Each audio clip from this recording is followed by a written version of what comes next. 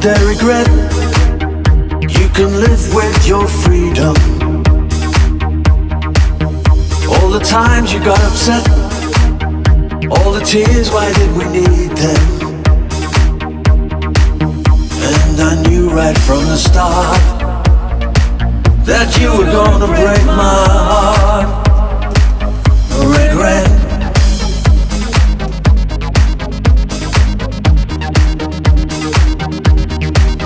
Regret.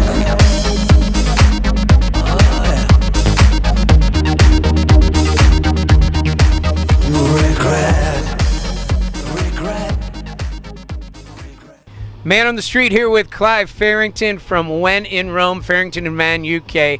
Clive, great to be here with you again on Man on the Street in the Rock and Roll Archie's Ice Cream Truck. It's fantastic. We're at the OC Rewind in Huntington Beach. A fantastic day, good turnout. It's fantastic, and it's a pleasure again to be interviewed by you, sir. Clive, you know, I've never asked you this question. I've interviewed you a couple times, but I always wanted to ask you about, it's the mid-1980s. You're looking for replacement members for your band, Beau Leisure, in Manchester, England. And I've never asked you about Beau Leisure. Talk about that band. I mean, what was your role in it? Were you the vocalist? Were you writing music? And what kind of music was Beau Leisure producing? Talk about Beau Leisure. Yeah, I was very, very lucky to meet a guy called David Powell, who was the singer. But we weren't called Beau Leisure when I met him. We got together and I came up with the name Beau Leisure because weirdly enough, it was like a futuristic thing when people didn't have any jobs anymore. So it was like the gentleman's leisure. So everybody had loads more leisure time in the future. So that's the reason why Beau Leisure was so called.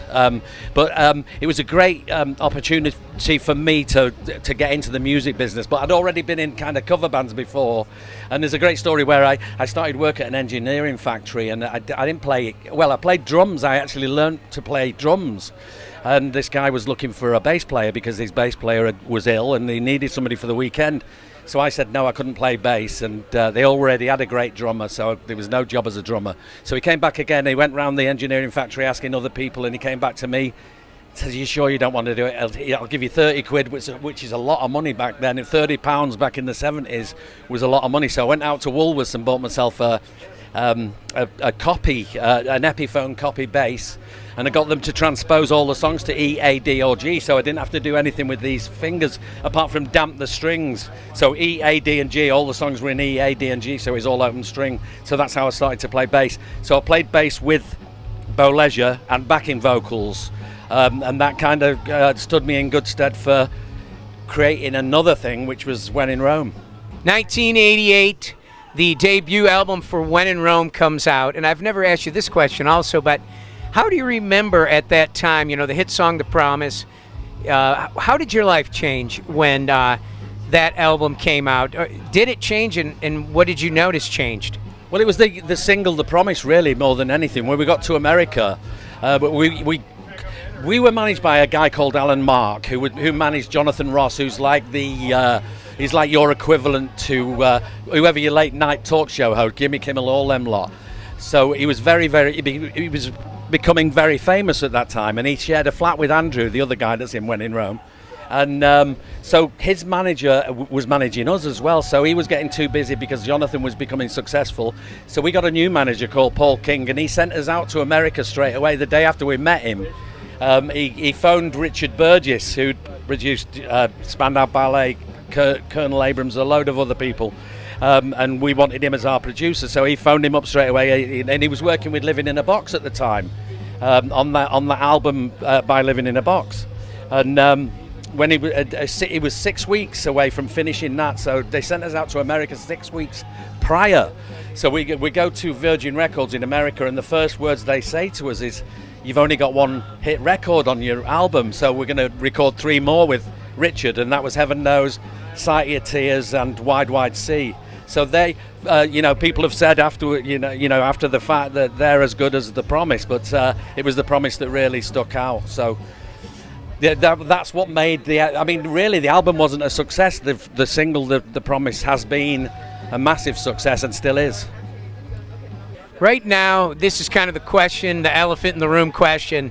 You and Andrew Mann, your partner in crime, you guys have finished an album, the first album you've done since the debut album, and there's a lot of anticipation for it to come out. And I know there's some red tape involved that hasn't come out yet, but can you give us an update? Because you and I talked about if an album doesn't come out that is finished and mastered and ready to go, it hurts the fans. You know, they're the ones that are waiting. So can you give us an update on the new album for When in Rome?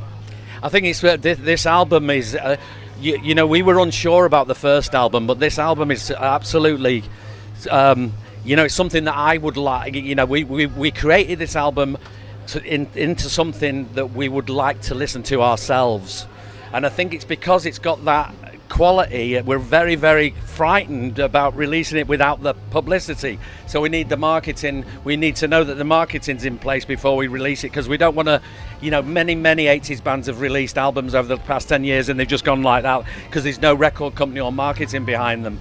I just want to make sure we've got a really good marketing team, because it doesn't matter how great your stuff is, you've got to have great marketing behind it. I want to talk to you about a project coming up, Beach City Provisions, here in California. Can you tell us about that coming up, when it will be, and any details on Beach City Provisions and anything that you have coming up? Well, it's my gig to open the summer with. I'm really looking forward to it. It's going to be there at Beach City Provisions, and it's going to be around May sometime. So it's the start of summer.